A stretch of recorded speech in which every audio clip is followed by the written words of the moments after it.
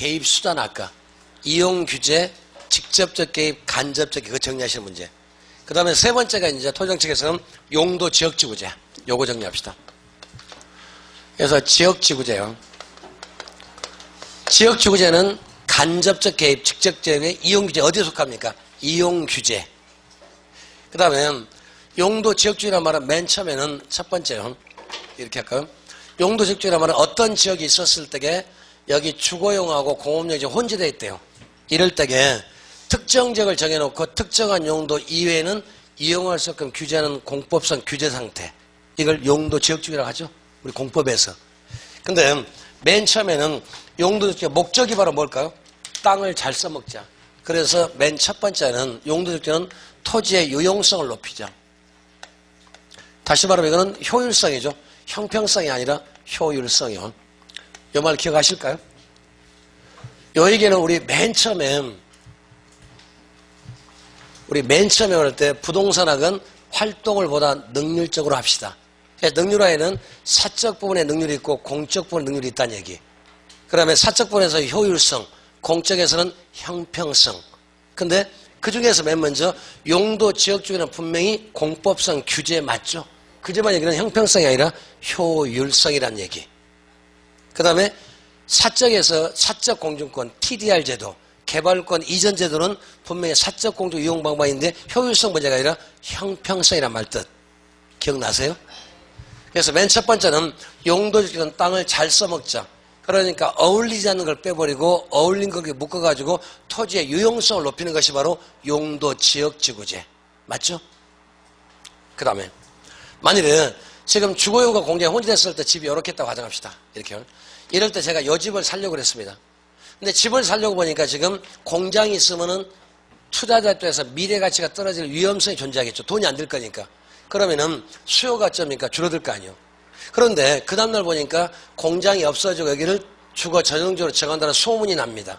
그러면은 공장이 없어지면은 가치가 떨어질 수 위험 요소가 줄어들었으니까, 감소됐으니까, 그러면 수요가 많아질까 적어질까? 첫 번째는 수요가 늘어나겠죠. 그런데 일시적으로 공급은 변화가 있어요, 없어요? 없으니까. 그러면 초과 수요 될 거 아닙니까? 제가 초과 수요 되면 가격은 오를까요, 떨어질까요? 올라갈 거 아니에요.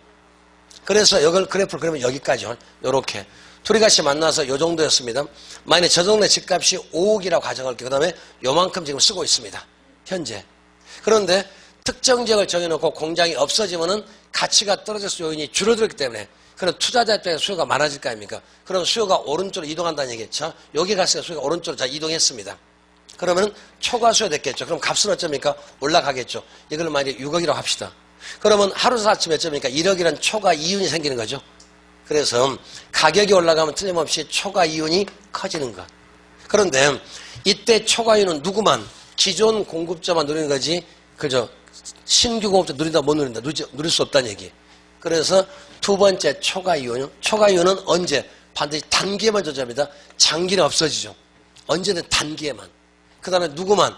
두 번째는 기존 공급자. 기존 공급자만 누리는 것 대부분 신규는 누릴 수 없다는 얘기. 맞죠? 근데 대부분 여기를 기존만 들었는데 여기다가 신규를 쓰면 말이 안 될 거 아닙니까? 지문 얘기가.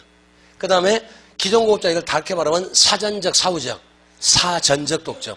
사후적이 아니라 언제든지 사전적 독점형. 그러니까 여기도 사전적인데 틀림없이 뭘로 바꾸겠습니까? 여기를 사후적으로 살짝 바꾸면 또 속기 쉬우니까. 그러니까 요 세 가지가 지문이, 여기에 세 가지가 1번 얘기입니다. 지문. 용도지역주도 문제를 잘 내는 이유가 딱 지문을 만들기가 너무 좋아요. 그래서 첫 번째는 용도지역주 목적은 효율성이지 형평성이 아니라는 얘기. 두 번째는 초과에는 단계만 존재, 장기는 없어집니다. 근데 흔히 장단기라만 쓸 거니까. 그 다음에 기존 공급자 누리는 거지 신규는 들어가면 틀렸다는 얘기. 그 다음에 얘네들은 사전적 독점이 이제 사후적 독점이 아니라는 얘기. 요게 지문 1번입니다. 요거 정리하시고. 그 다음에 초과인이 생기면 그 다음에 어떤 일이 벌어질까? 요 동네 어쩌니까 땅값이 전부 다 올라가, 집값이 올라가니까 건설사는 여기 땅 사가지고 여기다가 아파트 지어서 분양하면 돈 되겠죠. 그러면 틀림없이 양이 많아질까 적어질까? 늘어나겠죠. 그래 여기까지가 좀 단기예요. 요 얘기를 앞쪽에서 빼놓고 것이 120페이지 한번 가봅시다. 120페이지. 거기 120페이지, 121페이지, 123페이지까지가 바로 요 얘기 나오는데. 거기 120페이지를 제가 뭐라고 썼냐면 거기 장기 단기는 여기서 말씀 안 드리고 용도 지역 쪽에서 한꺼번에 묶어서 말씀을 드릴게요 하고 빼놓은 파트 우리 지난주에 잃어버리셨습니까? 저 다 기억하고 있으니까. 그래서 그때 단기란 말은 짧을 단자 단기가 아니고 장기란 말은 긴 시간이 아니라 공급의 양적 변화가 있으면 장기, 양이 변화 없으면 단기란 말. 그러니까 단기에는 어쩌니까 공급 변화가 없다는 얘기, 요 얘기예요. 맞죠? 그래서 장기 되면 양이 늘어나는 거죠. 그래서 여기 이 그래프가 121페이지 오른쪽 밑에 보면 그래프가 나와 있죠. 오른쪽에. 지금 거기까지 그려져 있죠. 그 다음 하나 넘겨보세요. 이제 뒤로요. 넘기시면 왼쪽에 그래프가 복잡한 게 나오죠. 그게 이제 장기적 그래프예요.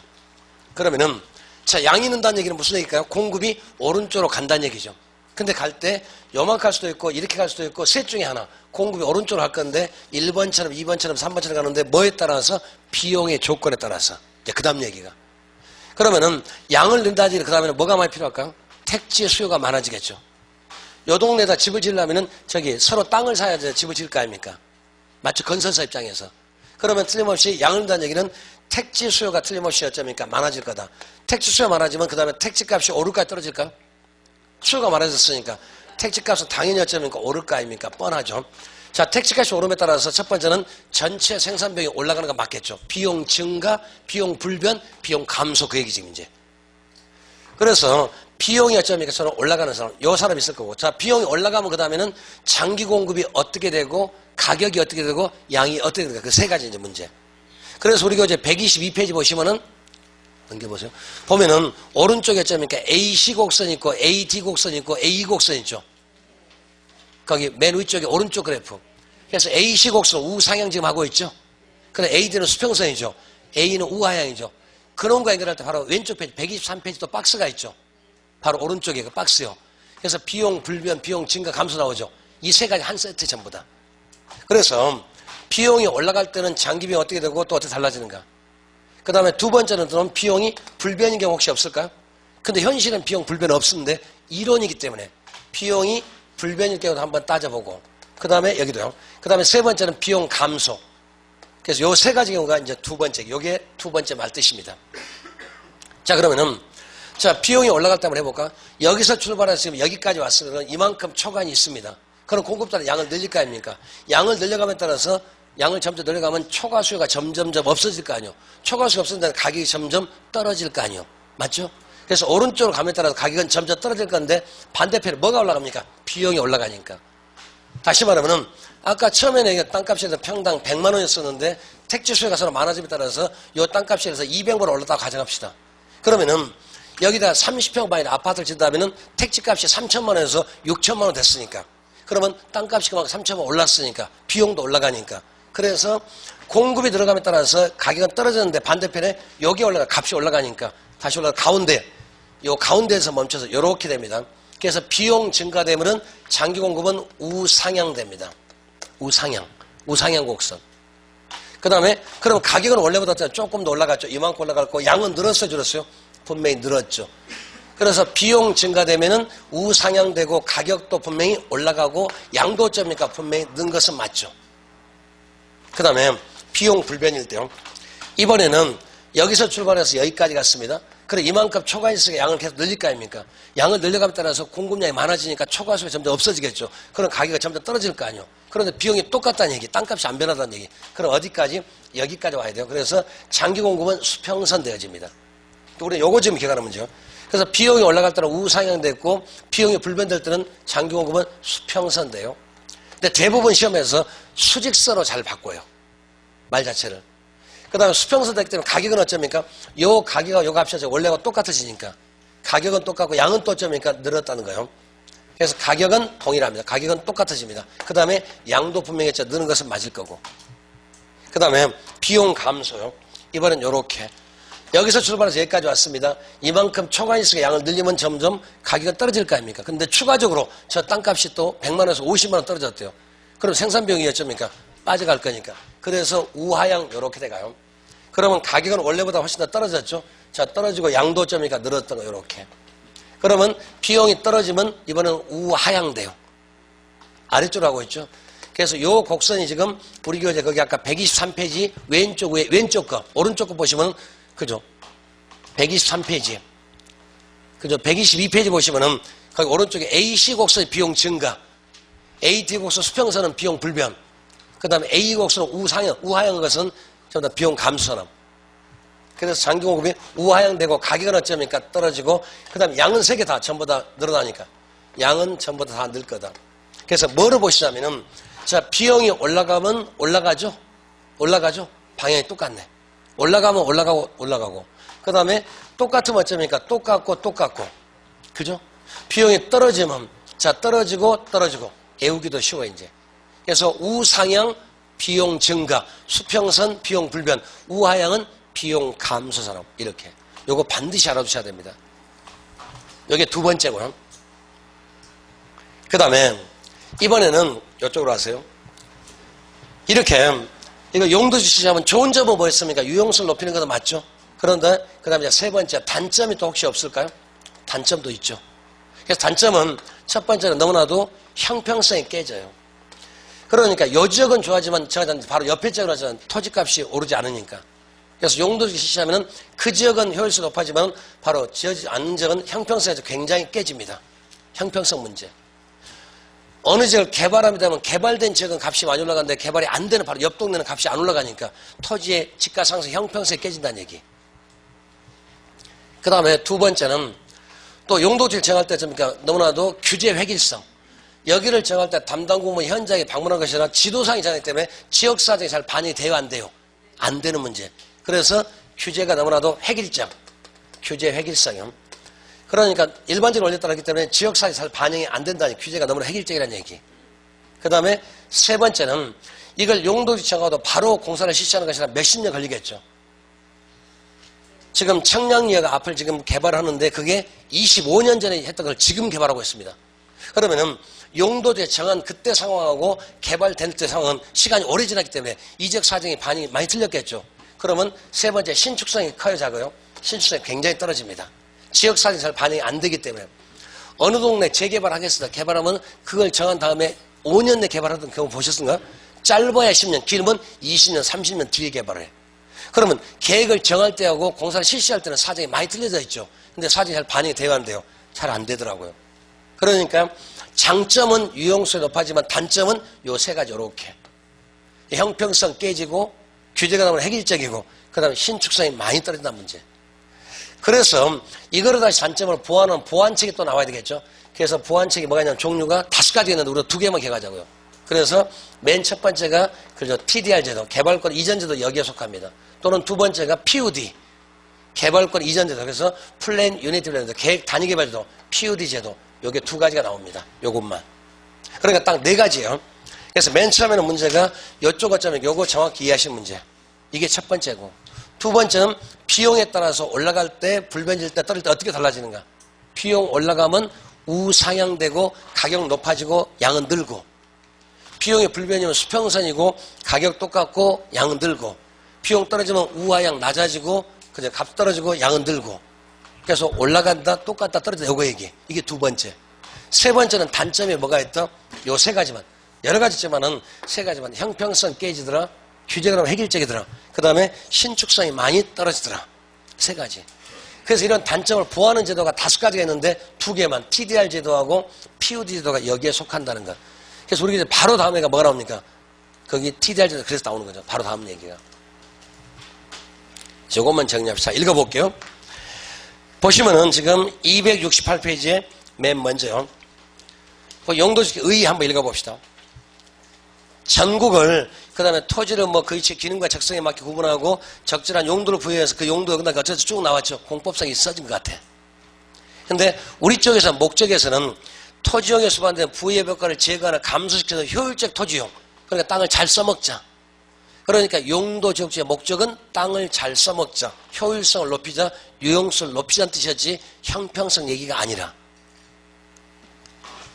그 다음에 그 밑에 보면 그래프가 굉장히 복잡하게 나왔죠. 그 전부 다 버리고 오른쪽 보시면은 거기요 비용 일정, 증가, 감소 3가지 표만 보시면 되니까. 그러니까 비용이 일정할 때는 가격도 일정, 양은 증가, 장기고 수평선. 그러니까 결국은 무슨 얘기입니까? 지금 요거 얘기하고 있죠. 비용이 올라가면은 우상향됩니다. 값 올라가면 양은 다 늘어나니까. 비용 일정할 때는 수평선 됩니다. 가격 똑같습니다. 지금 오른쪽 박스 얘기하고 있어요. 거기 비용 증가될 때는 주택가격 상승, 그 다음에 장경 우상향. 그러니까 올라가니까 올라가고 높아지고, 똑같으면 똑같고, 떨어지면 낮아지고 떨어지고. 그래서 우상향, 가격 높아지는 것은 비용 증가. 수평선, 가격 똑같다. 비용 불변. 가격 떨어지면 우하향되고, 그 다음에 가격 낮아지고, 비용 감소. 꼭 알아두실 필요가 있습니다. 자, 넘어갑니다.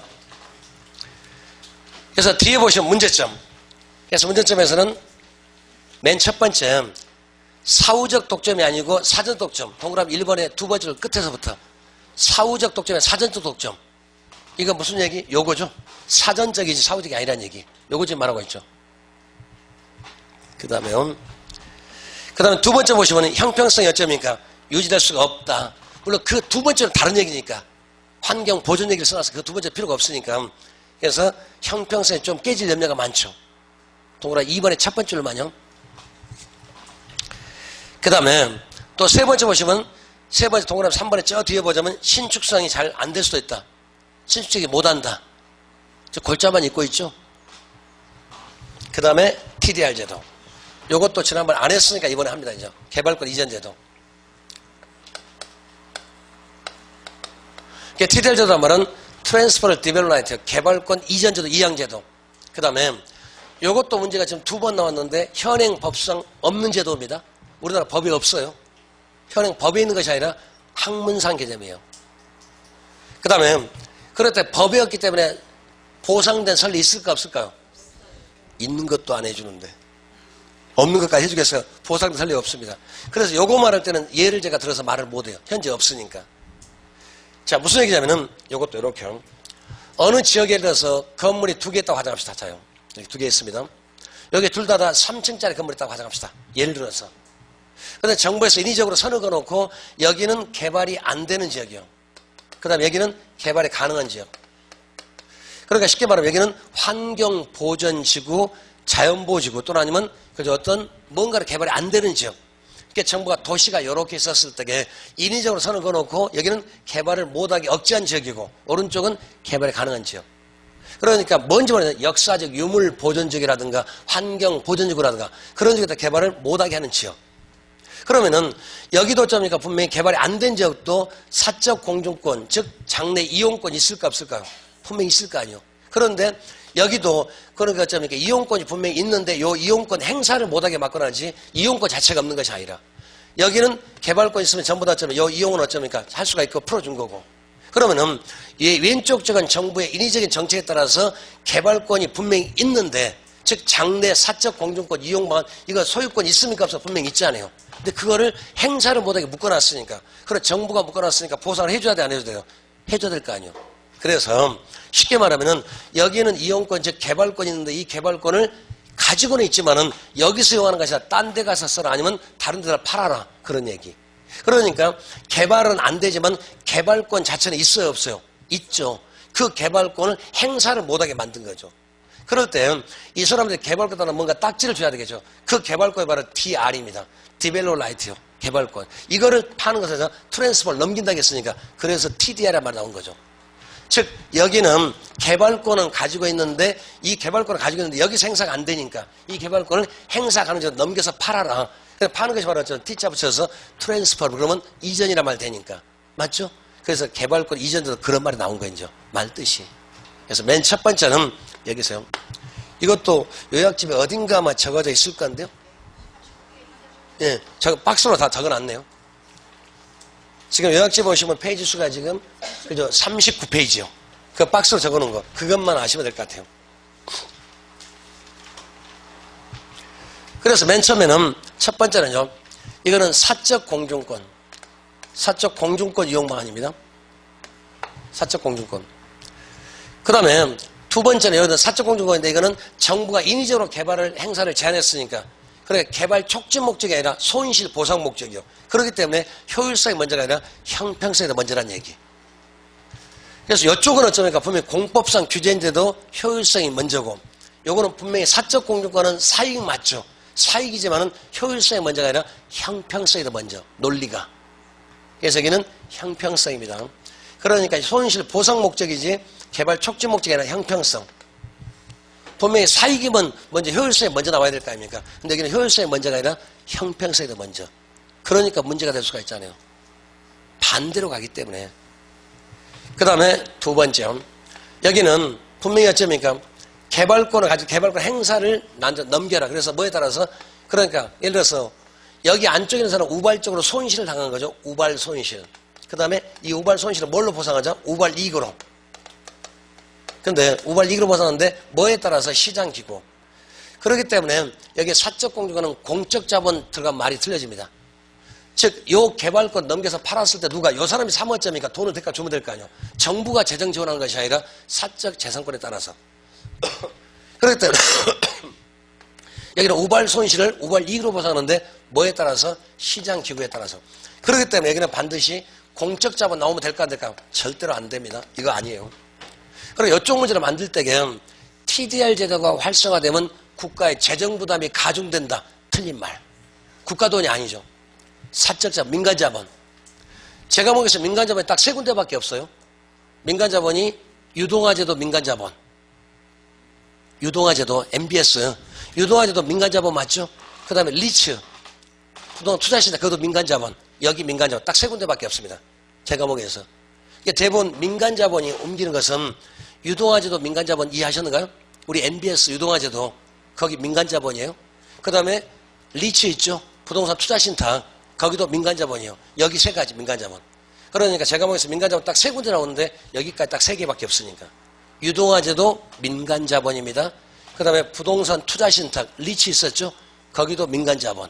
그 다음에 여기 민간 자본. 생전 처음 듣는 표정하고 계시는데 그거 다 말씀드렸어요. 리츠 할 때 이 말 말해 분명히. 저거 돌리면 나온다니까.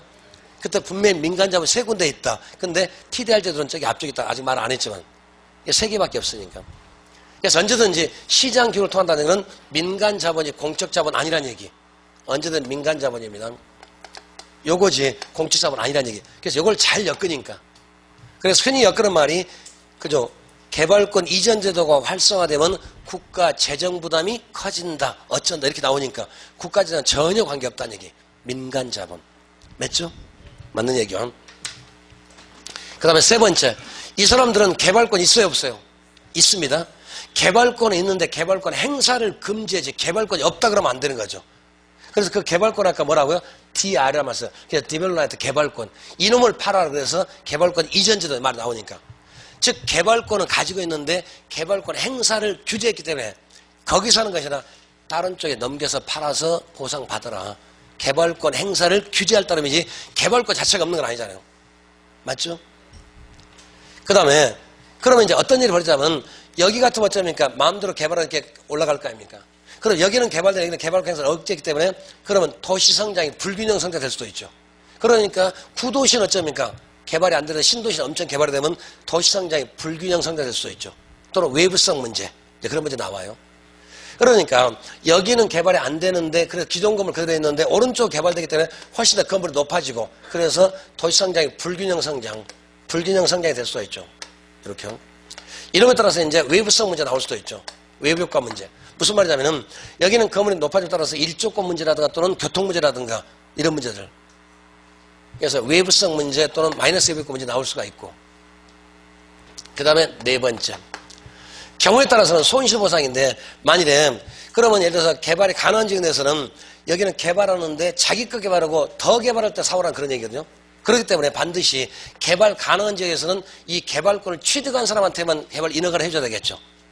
즉 무슨 말이냐면은 여기도 3층에 개발권이고 3층 개발권 있다고 가정합시다. 그러면 여기는 3층을 개발을 했어요. 그 다음에 더 개발할 때입니까? 요걸 사와라 지금 그런 얘기야.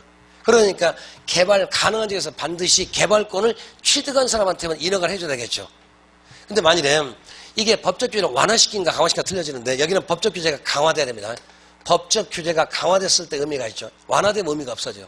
자, 무슨 말이냐면은 개발권을 가지고 온 사람한테 반드시 사오게끔 유도를 정부가 해줘야 돼. 그러니까 일정 범위 개발하고 더 개발을 원할 때는 반드시 개발권을 취득했었을 때만 인허가를 해줘야지 마음대로 풀어주면 누가 개발권 사오겠습니까? 그러니까 법적 규제를 강하게 했었을 때 의미가 있지 완화시키면 의미가 없어져요. 반드시 그냥 사후계획 유도를 해줘야 될 거 아니에요. 즉 3층은 개발했다 가져가자고요. 그러면 또 더 개발할 때 반드시 개발권을 취득한 사람한테만 인허가 해주겠다. 그럼 개발권 취득을 강제로 규제를 해야만 의미가 있지 개발권 취득을 풀어주면 어째요? 저거 안 사올 거 아니에요. 그러니까 법적 규제가 강할수록 의미가 있지 규제가 약하면 의미가 없어집니다. 요 정도만요. 그래서 이 중에 다른 거 다 버려도 요게 제일 중요한 키워드 요겁니다. 사실요. 요거는 반드시 기억을 하세요. 반드시 민간자본이지 공적자본은 아니란 여기까지만요. 자, 읽어볼게요. 그게 지금 270페이지 보시면은 개념 1번에서는 맨 뒤에 본 손실보전, 그러니까 손실보전이 개발 촉진 목적이 아니란 얘기. 그 개념 읽어보시면은 개발 제한으로 인해서 규제된 토지 보존 지역에 발생하는 토지 소유의 손실을 보전한 제도, 손실보상제도니까 효율성 문제가 아니라 형평성이라 말뜻. 1번 말뜻이요. 자, 두 번째는 개발권 소유권의 분리. 그러니까 그러니까 이 개발권도 장래 이용권 맞죠? 이것도 소유권의 일부 맞잖아요. 이거를 통합이 아니라 개발권과 소유권을 분리하는 사상. 근데 대부분 뭐라고 하냐면 통합이라고 잘 나올 겁니다. 즉 사적 공중권 분명히 이용할 수 이용권 아니 소유권의 일부가 맞잖아요. 근데 그놈을 떼가지고 쪼개서 팔 수가 있으니까 분리란 말 나와야지 통합이란 말 나오면 될까 안 될까요? 안 되죠. 그러니까 개발권과 소유권을 분리한다는 의미에 따라서 즉 요 개발권도 분명히 사적 소유권의 일부 맞잖아요. 근데 소유권의 일부인데 지금은 이용하지만 나중에 쓸 수 있으니까 장래 이용권 중에 하나잖아요. 이럴 때 요 개발권 어쩌니까 넘겨서 팔 수 있으니까 분리란 말 나와야지 통합이라고 하면 안 되겠죠. 그 두 번째 말 뜻은 두 번째 보시면은 개발과 소유권을 분리하죠. 개발과 부여받자가 이를 양도하거나 개발 애정자가 직접 하든지 다른 쪽 팔아서 쓴다는 얘기. 두 번째 키워드는 분리란 말이 나와야지 통합이란 말 나오면 안 됩니다. 두 번째 말 뜻이. 그 다음에 볼까요? 그 다음 세 번째는 볼까요? 미국에서 이 제도는 그 다음 처음에는 역사적 유물 보존 또는 환경 오염 방지, 자연보호라든가 역사적 유물 이런 것들 우리 같으면 상속 보호주고 한다든가 그런 식으로 하든지 그런 제도 일반이에요. 근데 우리나라 현재 법제상 없는 제도입니다. 그러니까 현행법에 없기 때문에 선례도 없어요. 이건 학문상 개념. 이게 지난번에 한번 문제가 뭐 나왔냐면은 현재 우리나라에서 실시하지 않는 제도가 뭡니까? 요게 나온 적이 있었어요. 얼마 전에. 이건 실시하지 않는 제도입니다. 20회 때인가 이거 나온 적이 있었습니다. 현행 실시하지 않는 제도, 임대료 규제, 분양가 규제, 요거 나왔더라니까. 근데 답은 쉬워 사실은요. 그러니까 현재 실시하지 않는 학문상 개념이지 현행 제도는 없습니다. 현재는요. 그래서 네 번째 보시면은 환수와 보상을 조정함으로써 토지 이용에 따른 형평성 보완 문제, 형평성 나왔죠. 그렇기 때문에 이건 분명히 사적 공중권인데 사익이지만은 효율성이 먼저가 아니라 뭐가 더 먼저? 형평성 더 먼저. 이해하실 수 있죠? 그래서 그 말을 항상 건듭니다. 그래서 오른쪽 보시면 이제 그 그림이 나왔네요. 오른쪽 왼쪽에 보시면 개발 제한제도 그 하얀색. 그러니까 양도나 용적률 개발관에서 넘겨서 팔아라는 얘기요. 왼쪽 오른쪽 그림이 틀리죠. 그러니까 둘 다 처음에는 3층 있다고 가정합시다. 예를 들어서. 그러면 여기도 3층에 개발권이 있고 여기도 3층 개발권이 있다고 가정하자고요. 근데 오른쪽은 개발자마다 했습니다. 그 다음에 또 개발할 때 가버리니까 사와라. 그러니까 오른쪽에 까만색이 더 높잖아요. 그림으로 보시면은 그런 뜻이에요. 그래서 밑에 보시면 이제 1번부터 한번 쭉 읽어보시면 될 것 같아요. 자, 넘어갈게요.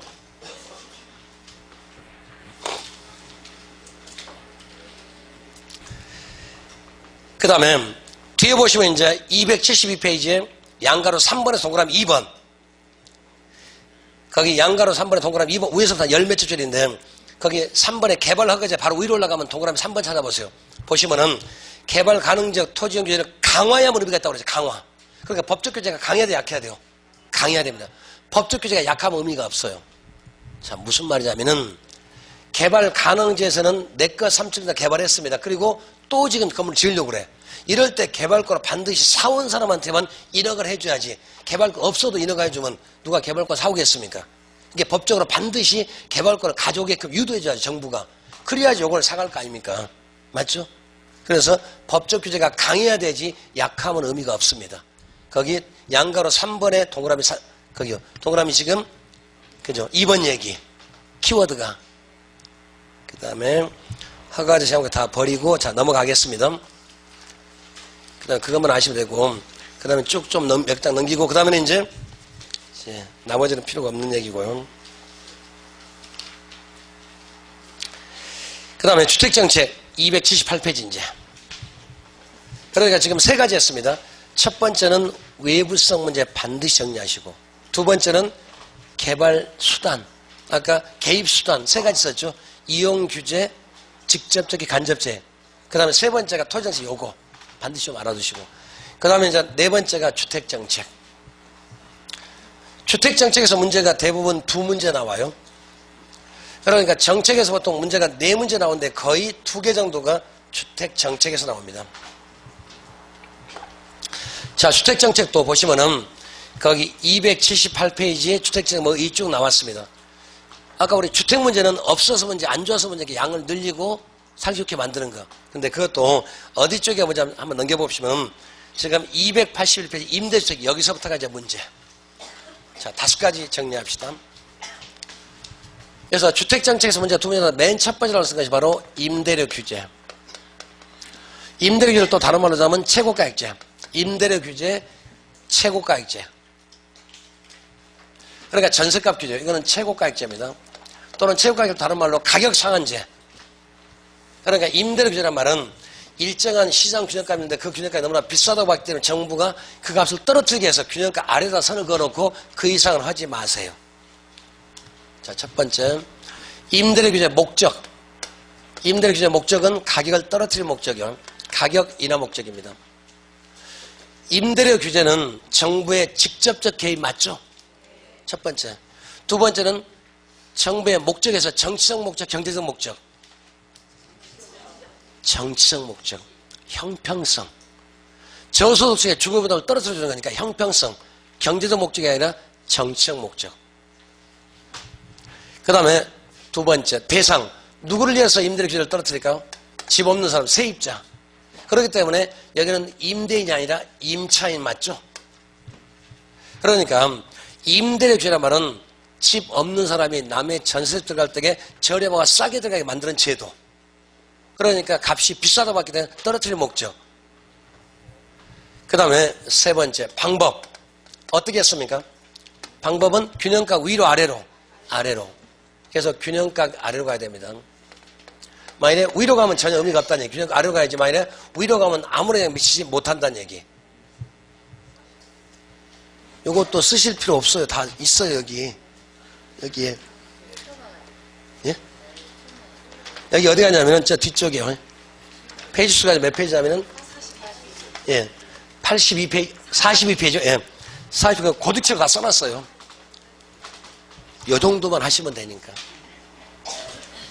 이때까지 많이 쓰셨잖아요.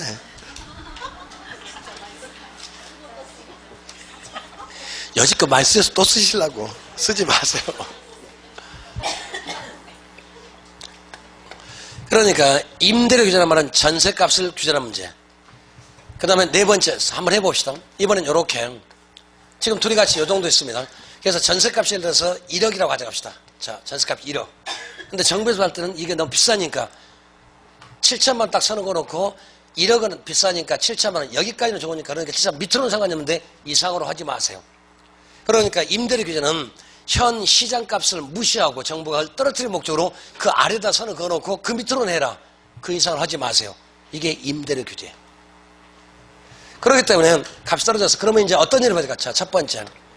이렇게 가격이 떨어지면은 틀림없이 수요자들은 많아질 거고 공급자들은 양을 줄이겠죠. 그래서 이만큼 뭐가 될까요? 만성적인 초과 수요가 생기겠죠. 처음에는.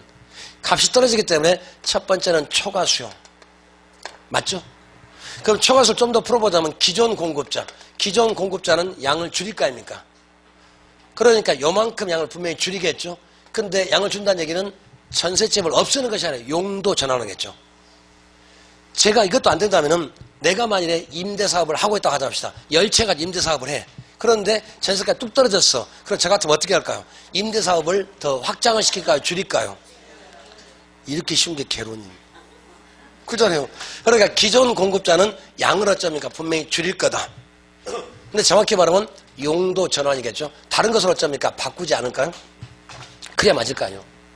근데 여러분을 조금 더 풀어보자면 용도 전환이 단기보다는 어쩌니까 장기가 훨씬 더 용도자들이 더 잘 되겠죠. 단기는 좀 어려울 거 아니에요. 뭐든 단기는 잘 안 되고 뭐든 장기는 잘 되니까.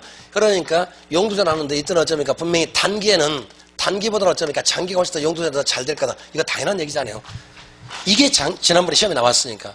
그래서 용도전환이 단기는 좀 비탄력적, 장기는 탄력적. 뭐든 제 과목에서 단기는 전부 다 비탄력적이고 장기는 다 탄력적이니까. 그렇지 않을까요? 그 다음에 두 번째, 만일에 이번에는 그래서 신규 공급자, 그럼 신규 공급자는 진입을 할까 안 할까요? 안 하겠죠. 돈이 안 되니까. 그래서 신규 공급자는 전부 다 임대사업으로 어쩌면 진입을 안 할 거고. 그렇기 때문에 질적 수준이 좋아져 나빠져요? 나빠질 거 아니에요. 가격이 떨어졌으니까 서비스가 좋을까 나쁠까요? 안 좋겠죠. 질적 수준이 떨어지고 그 다음에 서비스도 안 좋아질 거고. 맞죠? 세 가지 이렇게 묶어가지고 이게 첫 번째 이렇게요. 구체적으로 여러분 1번은 여러분 2번이요. 그 다음에 3번 이렇게요. 세 가지. 그 다음에 두 번째는 이번에는 이게 값이 어쩌니까 이렇게 되면 공급이 달라지죠. 그래서 가격이 제한된 공급국수 여기서 이렇게 수직으로 이렇게 올라갑니다. 그러면 가격이 어쩌니까 두 개만 되죠. 여기 하나 오고 이렇게 두 가지. 그래서 두 번째는 이중 가격. 그러니까 가격이 7천만 원짜리 하나 있고 그다음에 또 1억 3천 이렇게 두 가지가 생겨요. 이중 가격. 이게 일종의 뭐겠습니까? 암시장 생기는 거. 암시장 프리미엄. 그래서 이중 가격이요. 이중 가격 또 다른 말로 말하면 이걸 암시장. 그래서 암시장을 또 다르게 말하면 음성적 비용. 어두람짜니까. 그래서 암시장 생기고 또는 프리미엄. 그래서 음성적 지출 또는 아니면 음성적 지출요. 이렇게 말하기도 합니다. 음성적 지출이 일어납니다. 우리 열차표 예를 들어서 귀성열차표 예를 들어서 열차표가 암표 같은 게 있을 수가 있죠. 지금 우리나라에서 20세 이하 지금 월드컵을 하고 있죠. 공부하시라고 모르죠. 전주에서 하고 수원에서 하고 있죠. 지난번 우리나라가 기니하고에서 3대5로 이겼잖아요. 근데 우리나라가 아마 그게 아마 잘하면 4강까지 갈 수 있을 것 같아. 잘하면 우승을 이제 바로 좀 잘하니까 조금 실력이 돼요. 그래서 만약 우리나라가 결승전 갔었대요. 그러면 이제 틀리면 수원에서 할 거니까. 그럼 사람들 서로 가려고 할 거 아니에요. 그러면 표가 없으면 암표이겠죠. 그때 암표값이 싸요, 비싸요? 이만큼. 요게 일종의 프리미엄 암표값. 그죠? 그래서 이중가격이 만들어지고 그다음에 암시장 또는 음성적 지출 여러 번 나올 수도 있고. 그 다음에 세 번째. 여기 안쪽에 있는 사람은 대수면 집주인한테 뭐라 하더라 나가려고 그러면 안 나가려고 그럽니까? 안 나가려고 하겠죠. 왜? 싸게 얻었으니까. 그래서 이걸 뭐라 하면 임차자 주거이동이 제한된다고 하죠. 임차자 주거이동이요. 주거이동이 제한됩니다. 이렇게 할 수도 있죠. 또 하나만 더 자면은 여기 안쪽에 있는 사람은 이렇게 했는데 바깥쪽에 있는 사람은 이렇게 올라가니까 그래서 소득 분배가 왜곡된다 말이 나올 수도 있죠. 소득 분배 왜곡. 여기 안쪽에 요 사람들 어쩌면 요 사람들은 지금 7천만 원 전세 사는데 나머지 사람들은 여기 가서 얻으니까 오히려 비용이 더 올라갈 수 있어요. 소득 분배 왜곡. 그 다음에 다섯 번째. 이번에는 이 제도의 근본적 목적은 가격을 떨어뜨릴 목적이었죠. 근데 어떤 일이 벌어집니까? 분명히 처음에는 값이 떨어졌는데 나중에 다시 어쩌니까 올라갔습니다. 양을 이만큼 줄여놨습니다. 정책 별로 안 좋은 정책이에요. 그래서 이 제도는 처음에는 값이 떨어져서 나중에 결국에 값이 올라가니까 별로 안 좋은 제도고 양을 줄여놨으니까 가격은 올려놨죠. 양을 줄였죠. 쓰지 못한 정책이에요. 그래서 단기에는 의미가 있지만 장기되면 의미가 없어집니다. 그래서 장기적으로 쓰면 오히려 병폐만 더 나와요. 그래서 단기에 일시적으로 써야지 장기적으로 쓰면 안 됩니다. 그래서 다섯 번째가 대책이에요. 그럼 장기적으로 쓰려면 어떻게 하면 되겠습니까? 그러면은 초과 수요 때문에 모두 다 일어났기 때문에 그러면 요 공급, 요 노란색을 어쩝니까? 요쪽으로 끌고 와서 요렇게 요만큼 늘려놓으면 어쩝니까? 초과 수요 다 없어지면 다 없어질까? 전부 다 없어집니다. 양을 늘리면 되겠죠. 그러면은 기존 공급자 왜 양을 줄였습니까? 돈이 안 되니까. 그래서 맨 첫 번째가 보조금이 그래서 나와요. 보조금 제도. 그러면 기존 공급자는 지금 7천만 원이나 1억씩 3천만 원씩 주면은 여기까지는 분명히 올 거 아닙니까?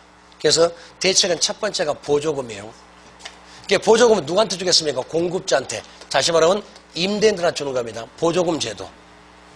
그래서 여기는 임대인이요. 임대인한테요. 그럼 분명히 넓힐 거 아닙니까? 그러면 여기까지로 왔는데 그 다음에 요거는 누가 할까요? 국가가 해야 되겠죠. 그게 바로 공공주택이에요. 대책이 두 번째가. 그러니까 보조금 정책 하나 있을 거고 그 다음에 두 번째가 이제 공공주택이요. 그래서 공공주택은 이제 저 뒤에 나오잖아요. 그래서 우리 교재를 보자면 여기에 그래서 순서대로 그대로 나와요. 그래서 여기까지가 하나의 완벽한 세트 이렇게 다섯 가지. 요거 반드시 정리하셔야 됩니다. 요것만 정해놓으면 뒤에는 다 수수 풀릴 수가 있으니까. 제일 중요한 게 임대료 규제 정책, 가격 상한제, 그다음에 가격 한도제 반드시 정리하시라고요. 우리 교재 보면 너절하게 써서 정리가 잘 안 되니까 이거 꼭 시험에 나옵니다. 거의 매번 나와요. 자, 읽어볼게요. 자, 281페이지. 자, 읽어봅시다. 임대료 규제 정책 보시면은 임대료 한도제 또는 최고가격제 또는 가격 상한제 그렇게 말합니다.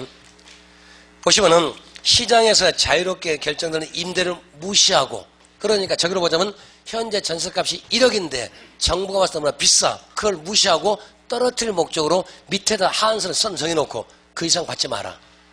자, 현재 값을 무시하고 정부가 일정 선 이상의 임대를 임차인에게 부과할 수 없도록 하는 제도. 그러니까 현행 제도는 지금 1억인데 정부가 너무 비싸니까 7천만 딱 선을 정해놓고, 그 다음에 이 밑으로는 마음대로 받으세요. 대신에 그 이상은 하지 마라. 그러니까 7천만 원이 가격의 맥시멈 되는 거죠. 그래서 가격 상한제, 가격 한도제라고 할 수가 있죠. 그러니까 7천만 원 이상은 하지 말고 이하로는 마음대로 하세요. 그러니까 첫 번째 목적이 가격을 떨어뜨리는 목적 맞잖아요. 누구를 위해서? 세입자 부담을 줄여주기 위해서. 그러니까 효율성이 아니라 형평성. 말뜻이. 맞죠? 정부가 직접 했으니까 직접적 개입 방법. 맞죠? 그러니까 지문을 얼마든지 만들 수가 있잖아요. 임대료 규제 방안은 간접적 개입이 다 틀렸던 것. 직접적 개입. 임대료 규제 방법은 임대료 한도제. 임대료 규제는 효율성이 아니라 형평성. 저소득층의 주거 부담을 떨어뜨리기 위해서. 맞죠? 자, 넘어갑시다. 뒤에 보시면. 그래서 효과 보시면은 1번 규제 임대료 시장되면 높게 설정되면 아무런 효과 없어요. 반드시 균형가가 아래로 가야 돼요. 위로 가는 것이 아니라. 그래서 두 번째로 보시면은 볼까요? 그래서 동그란 2번 보시면은 규제 임대료가 시장 임대료보다 낮았을 때가 의미가 있지 높아지면 의미 없습니다. 동그란 2번 찾으신 거죠? 그래서 반드시 균형가 아래로 가야지 위로 가면 의미가 없습니다. 만일에 거기 동그라미 1번 가지고 문제를 어렵게 만든다면은 균형가 위로 가면 초과 공급 나온다. 그 말 아닙니다. 그러니까 균형가 위로 간다면 여기 어쩌니까 초과 공급 이렇게 나오면 어쩌면 이거 틀린 말이에요. 초과 공급 안 나와. 아무리 효과 없어요. 시장가 위에다가 규제값 쓰면은 초과 공급이 발생한다. 틀린 말이에요. 시장에 아무나 미치지 않는다. 이렇게 말해봐야지 초과 공급된다면 틀렸단 말. 1번 거기 동그라미 1번은 문제를 만들면 그렇게 쓸 수가 있으니까 그러면 문제가 조금 더 어려워져요. 그래서 임대료 규제는 균형가가 아래로 가야만 의미가 있는데 위로 가면은 초과 공급 나온다 아니란 소리요. 시장에 못 미친다 그 말에 와야지 초과 공급 아니란 얘기. 그거 주의하시고. 그렇게 흔히 지문을 쓰면 좀 어려워져요 사실은요. 그 다음에 세 번째, 임대료 정책은 단기 효과가 기다렸으면 장기는 실효성이 없다. 이해하신 거죠? 처음에는 값이 떨어져서 나중에는 값이 올라가고 양을 줄이니까 오히려 쓰지 못한 정책이 되니까 안 좋은 정책이니까. 그래서 단기적으로 써야지 오랫동안 쓰면 안 좋습니다. 말뜻이요. 그래서 오른쪽에 오른쪽에 장기 보시면은 공급 감소와 초과 수요 발생. 오른쪽 박스바로 밑에 동그라미 1번 지금 읽었어요. 그러니까 값을 어쩝니까? 1억에 7천만 떨어뜨리면은 수요는 분명히 증가되고 공급은 감소해서 이만큼 뭐가 되겠습니까? 초과 수요가 발생할 거다. 거기 동그라미 1번 얘기가. 이해하신 거죠? 두 번째. 그 다음에 암시장 이중가격. 제목만 봐도 되니까. 암시장 또는 이중가격. 암시장과 이중가격 똑같은 얘기 사실은요. 그 다음에 세 번째 넘어가시면은 동그라미 3번 보시면 질적수준 저하. 그 다음에 네 번째 보면 주거이동 제한. 정확히 말하면 임차자 주거이동 제한. 딱 네 가지 요걸 그대로 쓰고 있잖아. 요걸 그대로 좀 쓰고 있습니다. 그래서 초과수요 나온다. 그 다음에 이중가격, 그 다음에 임차자 주거이동 제한, 그 다음에 질적수준 저하. 여기까지 딱 네 개. 우리 쪽 시험 요걸 물어보니까. 자, 그 다음에 이제 두 번째 임대료 보조 정책은 좀 이따 할 거고요. 그 다음에 이제 임대료 규제 나와서 그 다음에 두 번째는 분양가 규제가 나오면 될 것 같아요. 이게 세트가 딱 5가지인데 첫 번째 임대료 규제가 가장 기본입니다. 그 다음에 세 번째는 분양가 규제.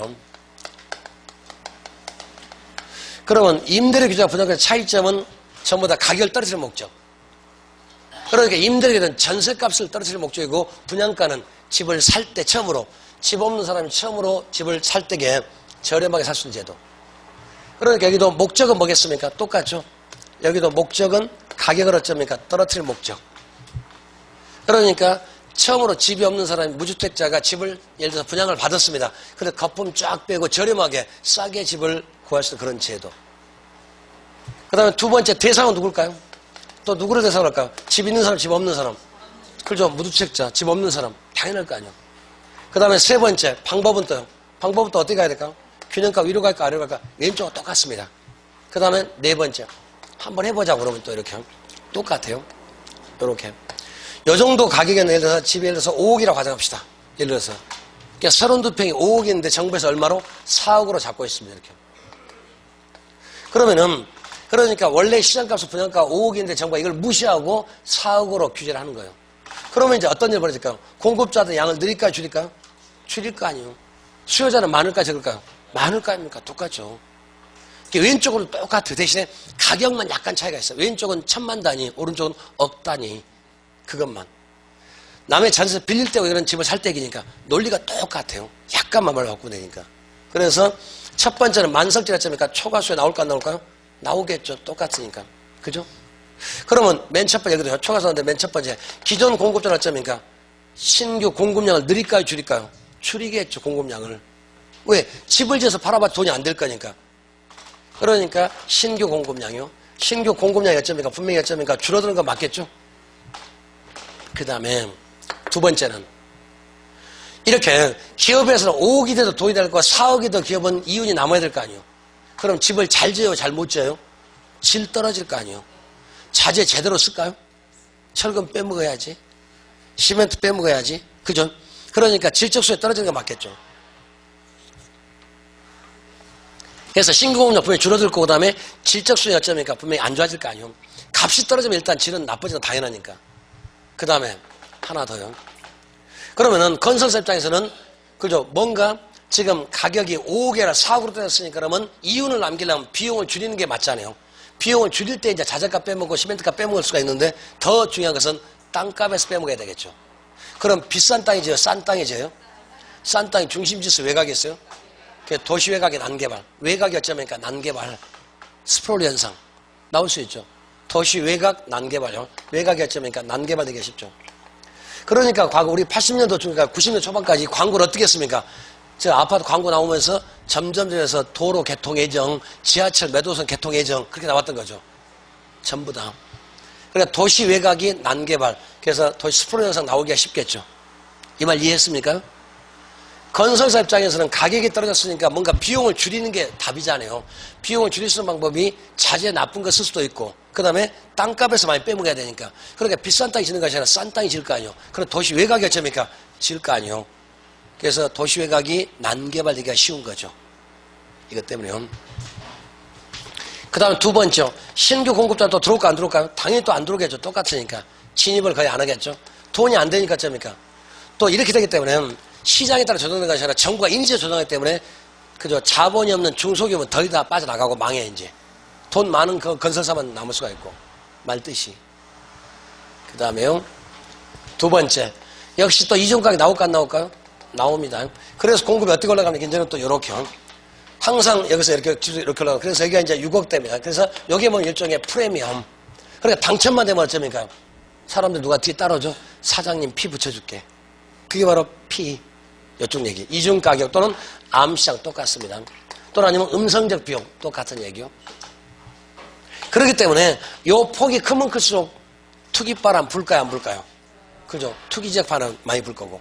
여기에 작으면 작수록 바람이 적겠는데 여기에 많으면 쏟아지니까 투기바람이 불 수도 있고 당연한 얘기.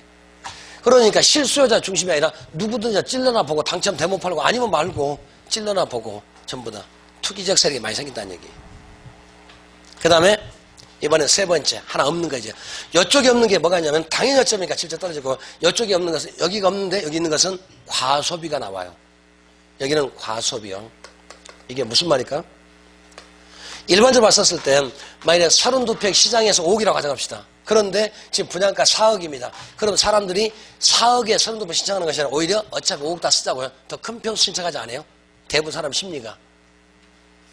자 무슨 말이냐면은 현재 시장에서 32평짜리가 5억이라고 가정합시다. 그런데 이제 분양가 4억으로 책정이 됐어요. 그러면 32평을 신청하는 것이 아니라 어차피 5억 다 쓰면서 더 큰 평수 40평짜리 아니면 38평짜리 신청하지 않는가요? 대부분.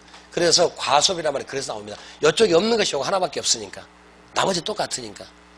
그러니까 이걸 잘해두시면 여기 금방 연결이 돼가니까 항상 짝이 맞아요. 대신에 분양가 규제하고 임대료 규제는 대상이 약간 차이가 있고 가격의 차이만 있지 내용은 똑같으니까. 자, 읽어볼게요. 자, 그 얘기는 어디 갔냐면은 하나 넘겨서요. 저기 289페이지.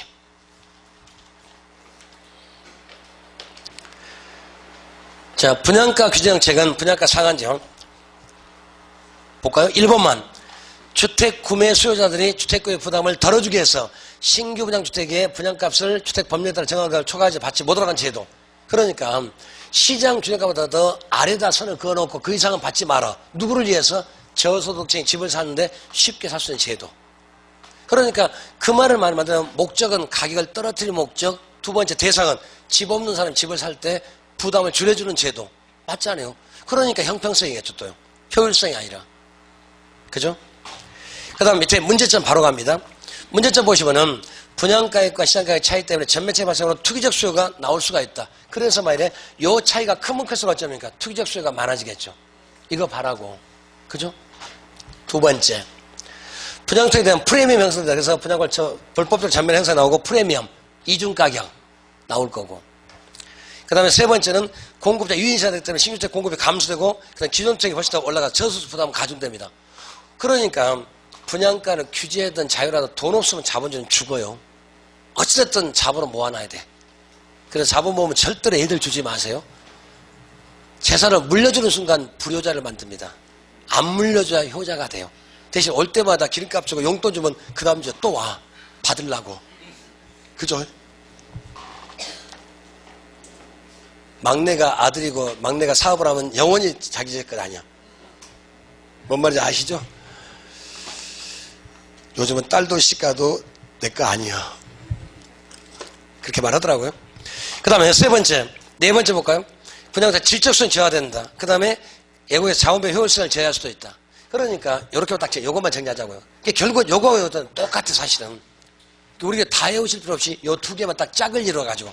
그래서 임대료 규제와 분양 규제는 반드시 문제가 나오니까 이거는 반드시 꼭 나와요. 어떻게든 나오니까 꼭 정리를 하셔야 돼요. 그 다음에 좀 쉬신 다음에 분양가 자유로 합시다. 그 다음에 이제 세 번째가 분양가 자유로하고 네 번째가 이제 보조금 얘기고 다섯 공공주택 딱 한 세트로 만들 수가 있으니까. 자, 이건 지우시면 안 됩니다. 좀 쉬어갑시다.